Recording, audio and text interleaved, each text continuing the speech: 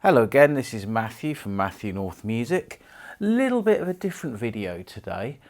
I've had a new thing arrive in the post that I just wanted to share an unboxing with you about. And it's something I'm very fond of. I'd also like to say thank you to all my new subscribers that I've had recently. The numbers are going up and some of my older videos are starting to get a lot more views, so I'm really pleased with that. So anyway, please like and subscribe to the page, and there's lots more stuff coming soon. Today though, I'm going to be talking about this. Now, for most people of my age, location, you cannot have not seen Fawlty Towers at some point in your lives. And for me, it is the greatest comedy programme ever made. And unlike every other TV series, I actually know Fawlty Towers better for listening to the audio recordings than I do from watching it on the television. And I'll tell you for why. This is actually the first Fawlty Towers comedy I'd ever heard. And I actually had a cassette copy of this LP. And this is the first album that ever came out. And it had 2 episodes on it, one on each side.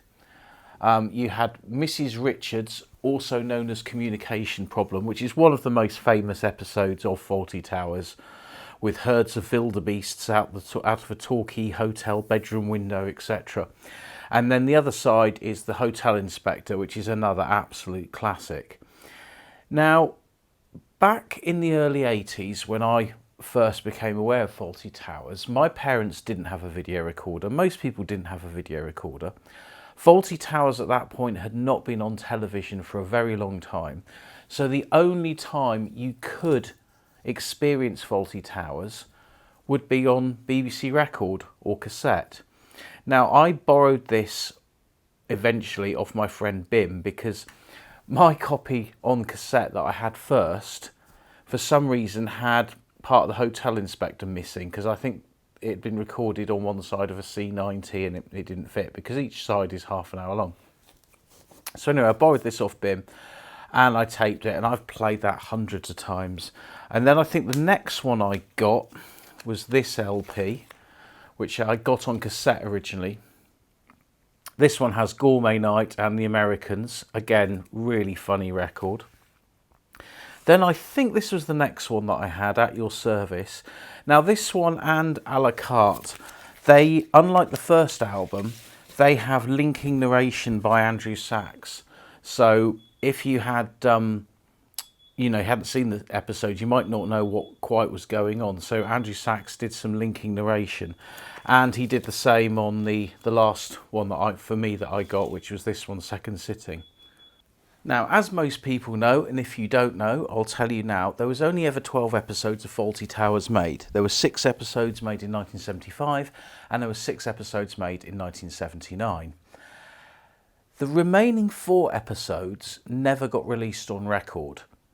They were released on CD and they were released on cassette. And again, like these 3 here, they had linking narration by Andrew Sachs. Now, he did the linking narration initially, as well as for these albums. He also did them for a radio version of Fawlty Towers, which went out on the radio sometime after the TV series. And I think as well, the radio episodes had an introduction from John Cleese on each episode, and I think those introductions were retained on one of the CD releases of the complete Fawlty Towers audio recordings. However, all of these are now available on vinyl in one box set, and that is what I'm going to show you today. And here it is, Fawlty Towers for the Record, a 6 LP box set with all 12 episodes of Fawlty Towers. And this turned up in the post a couple of days ago, and I thought I would open it up for you. If we take a look at the label on the box, it says 4 vintage albums plus 2 new volumes, so they're the 4 episodes that I mentioned, with Andrew Sachs's narration.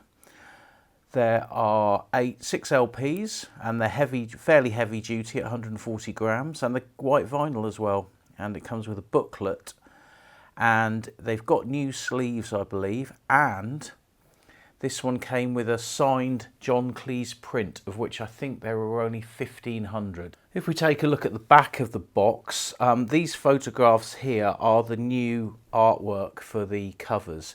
The thing with Fawlty Towers is they never took many promotional photographs for the series. They've actually kind of reworked some of the sort of classic photos that were on the other sleeves to make the new sleeves. Demon Records have actually done a good job with this box in that it feels fairly weighty, and saying it turned up in its nice thick card box that it's in. So I'm going to open up the box now.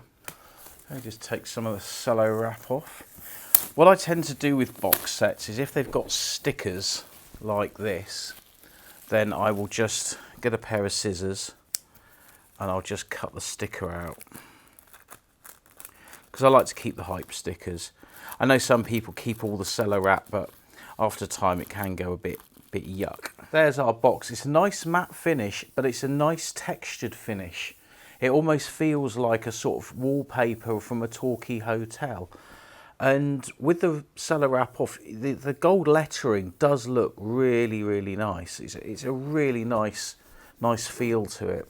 And again, on the back, it's a really nice matte finish and looks very good indeed. However, what we'll do now is we'll take the front of the box off. And nothing on the inside, it's just a big thick box. And here's our John Cleese signed print, which looks very nice. And I like the way he signed it and then pointed an arrow at himself as if you couldn't tell who that was. Nothing on the back, but very nice print. What have we got next? I think this is the booklet. Yeah, this is the 4-page booklet, which has some notes on there. And there's some pictures here. There's the radio times there from when they were in there. And there's Cleese with a gold disc for one of the albums. These look like they've been taken as stills from the actual one of the episodes, and that picture there, you can see they've been cropped out. And yeah, a few more sleeve notes from Tim Worthington, and yeah, nice little insert. And anyway, here we are with the main meat on the bone, as it were, although I'm a vegetarian, as many of you know. So the LP is in a proper LP sleeve. It's not a thin sort of insert sleeve like you get on some box sets. Interestingly, along the edge, there's some bumps. And if you've got bumps on the edge of a new record like that, the chances are these were pressed in the Czech Republic, because there's a factory over there and the sleeves always seem to have these sort of bumps on the edge. And I know that from experience because that happened with the record that I made a couple of years ago, of which they are still available if you go to my website. And inside we've got a reproduction of the original sleeve from the original album. And if we compare that to my original one here, it's pretty damn spot on. The text has obviously been remade at the bottom because you can see the spacing's a little bit different. The O of the original there is slightly overhangs, as does the S of scales, whereas here they line up with the photograph. However, if you look at the top, again, it looks pretty. It's a pretty faithful representation, but obviously you can tell it has been remade. I mean, the negatives for these sleeves are probably long gone. And if we look at the rear panel, again, I mean the colours are slightly richer in the original compared to the reissue, but there's not a lot in it. There really isn't a lot in it. In fact, I think this might just be a straight copy actually off the back. Even because it's slightly smaller, but even the text here and the text there it's similar but not quite the same, because as you see, the text there is underneath John Cleese's arm, and here it's been made smaller and it's slightly to the right. But you know, these are small details, but in essence, they look very much the same. And we'll have a look at the record now. And there we have BBC Records. I don't think there's been a new album with the BBC Records logo on for a long time. But yeah, that's fairly faithful to the design of the original label. I'll just show you the original label of this one's at your service, but you know, you can tell they're very, very similar.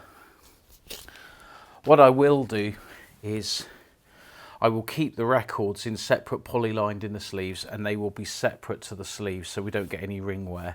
If you don't know what ring wear is, what happens is if you've got an LP inside a sleeve, it rubs after a while and you'll start to see an indentation of the record in the sleeve, and that happens almost without thinking, just by them being stacked up. So I'd always recommend taking the records out and keeping them in separate sleeves, and then you can just put the inner sleeve inside the outer sleeve in the box. So here's the second one, second sitting. And on the back you've got the cast list, and looks very neat. It's a nice design there, with the broadcasting dates and everything else, and yeah, looks good. Sybil on the front, and again there's the repro of the original sleeve. I think this may have been one of the biggest selling ones of the Fawlty Towers albums, either this one or the first one. Again, that looks pretty ideal. I'm not going to get the other one out to compare, but they're pretty similar. And again, we've got the white, the lovely white vinyl. So yeah, that's a nice LP. Here's the third one at your service. Polly on the front, Connie Booth. Again, a different colour, but with the same style text. And there's the repro of the LP. Again, they were kind of running out of photographs, I think, by this time, which is why there's a painting of Basil there, based on another photograph that was used later on. And here we've got Manuel on the cover of A La Carte. And yeah, nice purple colour for that. I mean, the design on these is great. I really like these designs. And there's the A La Carte record. Again, white vinyl. I was surprised they put the Major on the front of a Fawlty Towers LP with the more recent controversy surrounding one of his scenes in the programme, but that scene's been edited out now and it will probably never get shown on broadcast television again.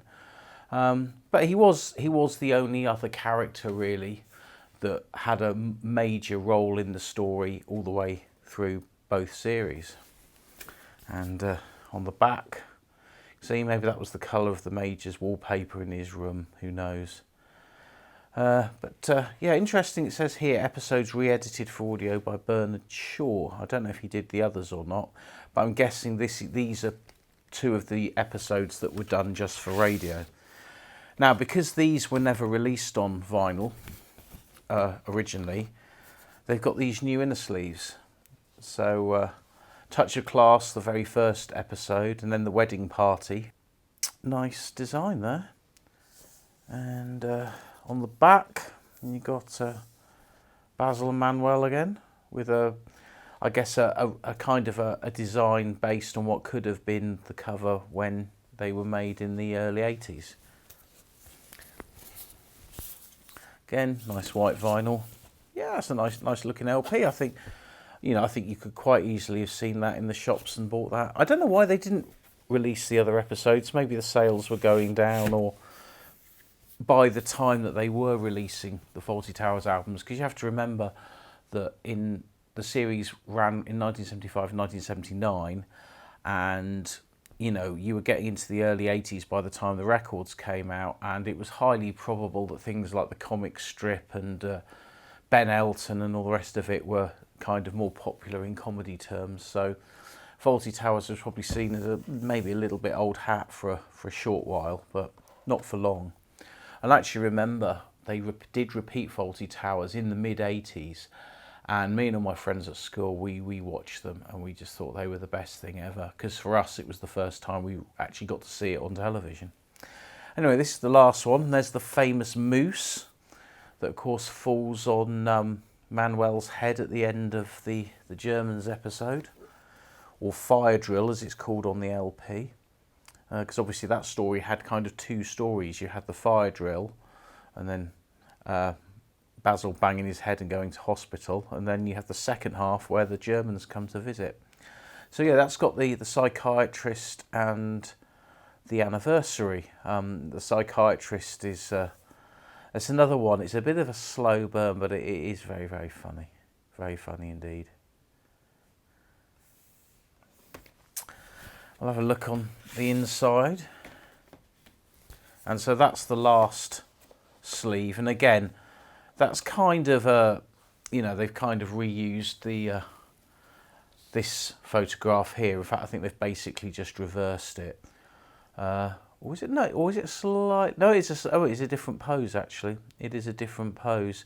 It's interesting that with this photo, I think this is actually a reverse image, and that's the correct side because the way that John Cleese's hair's sticking out. Because I've seen some other photographs, and Cleese's hair always seems to be sticking out on that side rather than sticking out on that side. Anyway, that's a nice looking sleeve on the front. And on the back, you've got two stills from the programme. I think they're video grabs again. Although that does have a feel of it being an actual photograph. There's a bit of depth of field there, so yeah, I don't quite know. But again, it's a really nice design there, and I think they've done a really good job. And that's the last LP. So yeah, this is the Fawlty Towers box set. I'm going to give these a play at some point.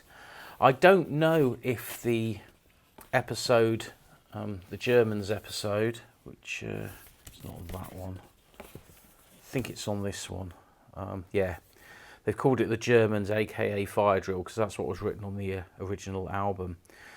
But I'll give that a spin. I'm pretty sure they probably have kept in the Major's rather offensive, to say the least, comment. And there's the last record there. So we've got that. We've got the that photograph. Again, you see Basil's hair's that side there.